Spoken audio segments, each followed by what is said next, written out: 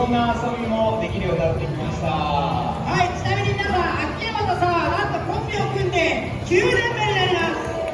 9年コンビを組んでます。さあ、でも、この秋山と川よりも杉さん、ミーナが今、幸せになってるね。やったー、みんないいよ、素敵だよ。さあ、ではね、ちょっとじゃあ、ここからは鳥イーターたちとイルカたちの息が合っているところで、できたら見てもらいたいなと思っています。今度はイルカたちの動きが音楽に合うようにタイミングを見計らって合図を出すので、皆さんはそのペアのイルカの動きが音楽に合っているかをぜひチェックしてください。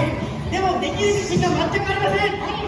さあ、では1組ずつ順番にいきましょう。じゃあトップバッターはこちらにいる長野るい。はい、できたら口から水滑り上げるタイミングを合わせます。はい、そして2番目が秋山さん、いってみましょう。じゃあはい、じゃあそう握手のタイミングでやってみます。はい、じゃあ3番目遠山と2個。はい、じゃあリズムはその場でジャンプします。じゃあ杉さん、大盛りいけるからミーナ。